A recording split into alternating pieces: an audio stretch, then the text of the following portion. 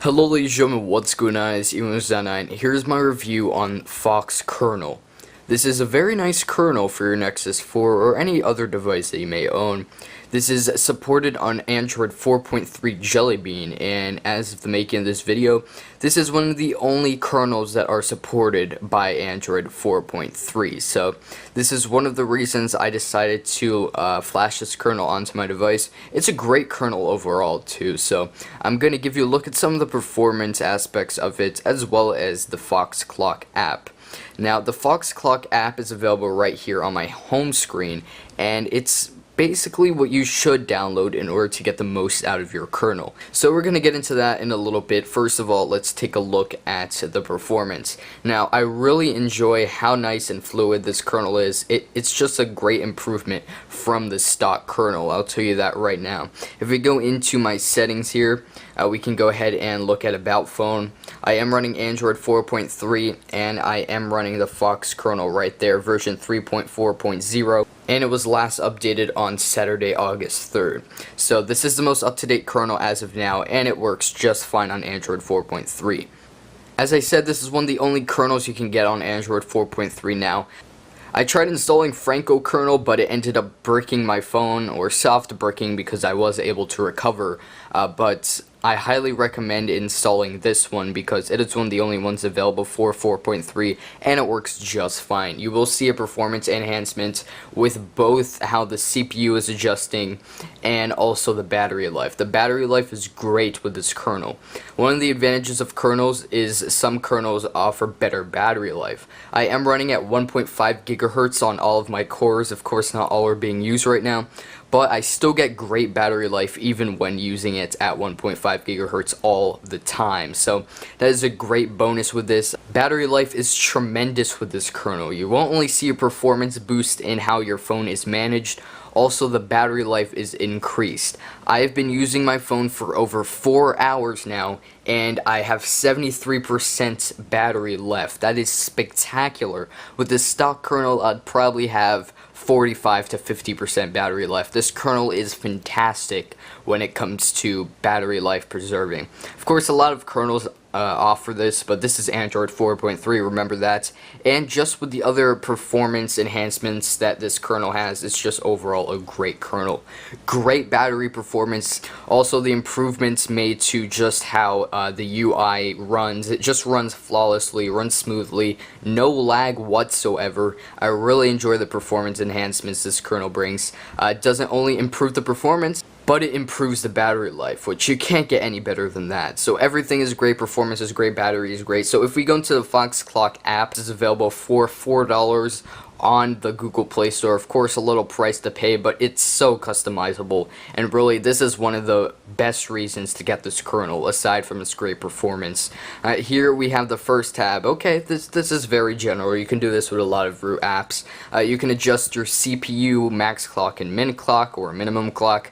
I have it at 1.512 gigahertz as my max clock, and my governor is performance, which means it's always going to run at 1.512 gigahertz regardless of what I'm doing.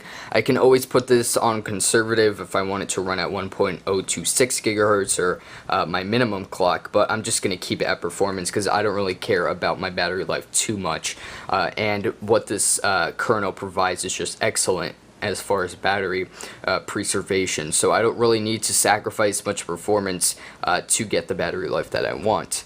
Next is MP Decision. Now, I recommend turning this off. It's enabled by default, but what it basically does is it manages your clock speed whenever you touch the screen. So it does better management of that. But that's already in Qualcomm's processor, so you need to turn that off, basically.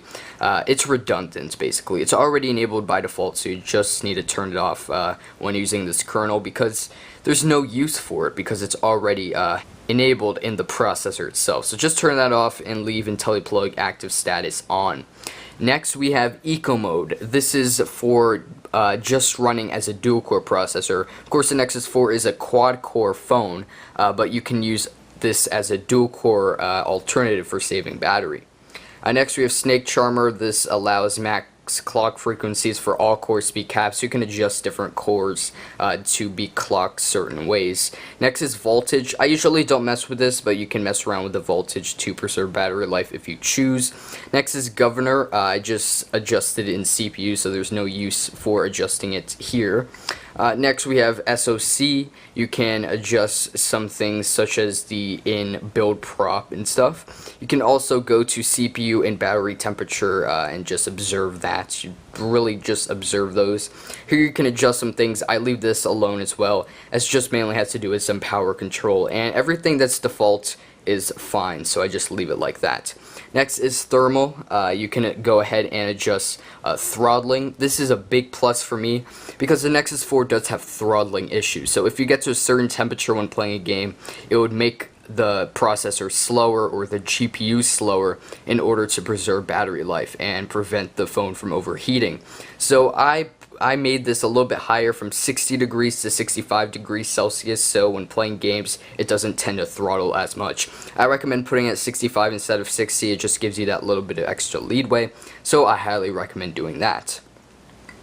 Next is the GPU. I put it at 400 megahertz and put performance. Usually it'd run at 327 megahertz on idle, so I make it so it's 400 megahertz always by default. So I highly recommend doing that because it doesn't really affect your phone's temperature and battery life too much, and you get much better gaming performance. While it's not too great of an improvement, I mean, it does improve it quite substantially.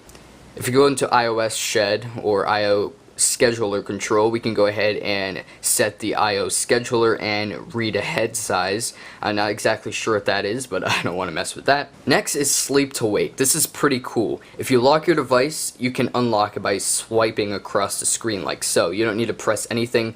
All you need to do is lock it.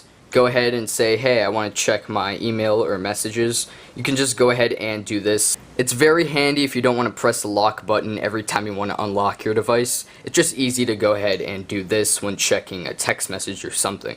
It's pretty awesome, but it does waste a little bit of battery since your phone's always aware of your touch. So it's like, hey, is he going to swipe across the screen? I don't know. So that sort of wastes a little bit of battery. I keep that off because it's sort of gimmicky, but it's sort of cool to try out. So I'm just going to leave that off. Vibration, you can adjust the vibration power and vibration control. Here you can test the vibration. It's vibrating my hand right now. You might not be able to tell that, but it feels like it's vibrating because it is. So you can go ahead and adjust that. Again, it's not one of the best features of this kernel, but you know, it's there. Next is screen. This is one of the best features of this kernel. You can go ahead and adjust how your screen looks. As you can tell, when I'm dragging this up and down, my screen turns bluer because I subtracted the reds from the screen. Same if I do that with the greens, you can go ahead and see that it turns purple. And if I do it with the blue, it turns green. So you can go ahead and adjust this to make your screen look crisper and everything. Here are my settings, my optimal settings for the display. I highly recommend using Fox123 Nice Custom Profile. That's the one I'm using, and it just looks spectacular. Next is Z Control. You can adjust your Z RAM if you want to and go ahead and do all of that. I leave this alone. That's just one of the things that I leave alone. You can go ahead and enable dynamic file sync. You can go ahead and read that. While screen is on, file sync is temporarily deferred. When screen is off, a flush is called to synchronize all outstanding writes. That's enabled by default, so I just leave it on by default.